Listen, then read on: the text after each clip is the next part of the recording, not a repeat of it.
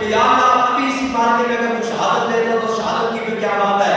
بہرحال غزوہ خندق آ گیا اور آپ کو پتہ ہے خندق کتنا ڈاڑھا غزوہ ہے.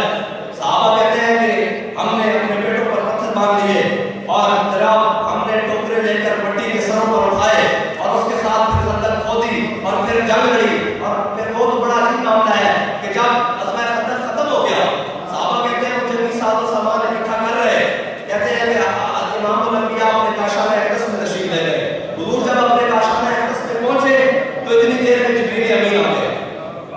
جبریل امین آ گئے کہ یا رسول اللہ اللہ تعالیٰ کہتا ہے کہ بنو قریظہ کے یہودیوں کا بھی ساتھ ہی فیصلہ کر دیں. بنو قریظہ کے جو یہودی ہیں جنہوں نے آپ سے خریداری کی ہے ان کا ساتھ فیصلہ کر دیں. میرے آقا مولا صلی اللہ علیہ وسلم نے اپنے کاشانہ اقدس میں اپنی مبارک دستار حضور نے اتاری اور دائیں جانب سے ساتھ دھویا. اتنی دیر میں جبریل امین آ گئے. کہا حضور اللہ کہتا ہے بنو قریظہ کا بھی فیصلہ کریں. میرے آقا نے فرمایا جبریل دیکھتا نہیں ہے ابھی میرے غلاموں نے غزوہ خندق لڑی ہے ابھی جناب مٹی کے ٹکڑے اٹھائے ہیں ابھی اتنی شدید جنگ لڑی ہے سردی کی حالت میں اور ابھی جناب دیکھتا نہیں ہے. انہوں نے کہا یا رسول اللہ اللہ کہتا ہے کہ ابھی ان کا فیصلہ کریں. اب قرآن میں مطلب باندھا ہے قرآن نے یہ مطلب باندھا ہے کہ صحابہ کرام ابھی میدان میں ہیں اور امام الانبیاء صلی اللہ علیہ وسلم کا شان اقدس میں تشریف لے آئے اور اللہ تعالیٰ نے قرآن میں بیان کیا الذین استجابوا للہ والرسول من بعد ما اصابهم القرح. میرے آقا مولا نے حضرت بلال کو کہا بلال اذان دو. ایک اذان ہمارے یہاں ہوتی ہے فجر کی ظہر کی عصر کی جمعہ کی عشاء کی مغرب کی یہ اذانیں ہمارے یہاں ہوتی ہے. ایک اذان حضرت امام الانبیاء کے زمانے میں بھی ہوتی تھی نمازوں کی اذان. ایک اذان وہ ہوتی تھی اگر نماز کے بغیر اذان آ گئی تو اس کا مطلب ہوتا تھا حضور بلا رہے ہیں کسی جنگ پر کسی جنگ پر جانا. حضرت بلال نے اذان دی. میرے آقا مولا صلی اللہ علیہ وسلم نے کہا بلال اذان دو. جب حضرت بلال نے اذان دی نماز کا وقت بھی نہیں تھا.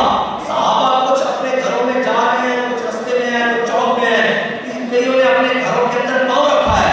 اللہ نے قرآن نازل کر دیا الذین استجابوا للہ والرسول من بعد ما اصابهم القرح. میرے حبیب کو آپ اور غلاموں کی کیا بات ہے کہ جو ابھی جنگ ختم ہوئی اپنے گھروں میں جانے جا رہے ہیں اور ان کے زخم کھلے ہوئے ہیں ان کے اندر سے خون اور پیپ رس بہ رہی ہے اور جب ان کو پیغام ملا کہ حضور بلا رہے ہیں تو وہ یہ کہتے ہوئے واپس لوٹے کہ لبیک و سعدیک یا رسول اللہ.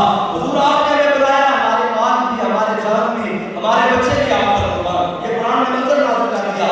بہرحال امام الانبیاء نے بلایا سب فرمایا بنو قریظہ کی طرف جانے کوچ کر رہا ہے. میرے آقا مولا صلی اللہ تعالیٰ علیہ وسلم حضور اپنے صحابہ کو لے کر بنو قریظہ پر جا کر حضور نے محاصرہ کر دیا. جب محاصرہ تقریب ہوا تو یہودیوں کے سردار نیچے اترے. جب نیچے اترے تو انہوں نے کہا یا رسول اللہ ہم آپ کو حکم نہیں مانتے آپ ہمارے درمیان فیصلہ نہ کریں. اگر ہمارا فیصلہ کروانا ہے تو سعد بن معاذ کو بلائیں. سعد بن معاذ کو میدان خندق میں رگیا کھل یہ رگیا کھل ہوتی ہے اس کے اندر تیر لگ گیا میدان خندق میں رگیا کھل میں جہاں تیر لگ گیا وہ زخمی حالت میں گھر میں پڑے ہیں.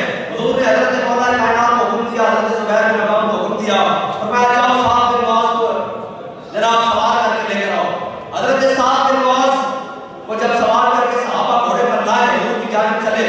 جب حضرت سعد بن معاذ چلے حضور کی جانب تو پیچھے سے منافقوں کی آوازیں دینے شروع کر دی. یاد رکھیے گا کہ پیچھے سے آوازیں دینا وہ منافقوں کی اسی نسل میں سے ہے.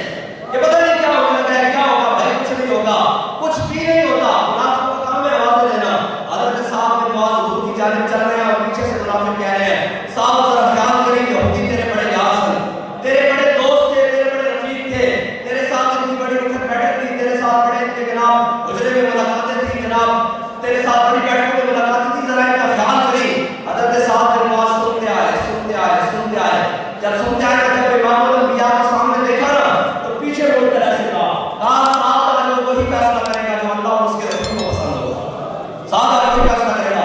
حضور نے کہا سعد یہ یہودی ہیں یہ کہتے ہیں کہ مجھے حکم نہیں مانتے تو ان کے درمیان فیصلہ کر. تو حضرت سعد بن معاذ نے جو فیصلہ کیا وہ پوری امت کو سنانا چاہیے بار بار. فرمایا یا رسول اللہ ان کے مرد قتل کر دیے جائیں ان کی عورتیں غلام بنا لی ان کی عورتیں لوڈیاں بنا لی جائیں ان کی جائیدادیں ضبط کر دی جائیں ان کے بچے غلام بنا لیے جائیں. جب یہ سنا نا میرے آقا مولا مسکرا پڑے. حضور نے فرمایا سعد تیرے آنے سے پہلے اللہ عرش پر یہ فیصلہ کر چکا ہے. اب ایک بات ہے یہاں پر اگر یہودی یہ کہہ دیتے کہ حضور آپ ہمارا فیصلہ کریں تو حضور نے ساروں کو معاف کر دینا تھا. لیکن اللہ کو مبارک ہے کہ ان کی زبان سے یہ نکالا تھا کہ آپ ہمارا فیصلہ کریں. کہا میں نے حبیب سے غداری کیا ہے تو میں تمہارا انجام دکھاؤں گا. حضرت سعد بن معاذ نے غزوہ خندق میں تیر لگنے کے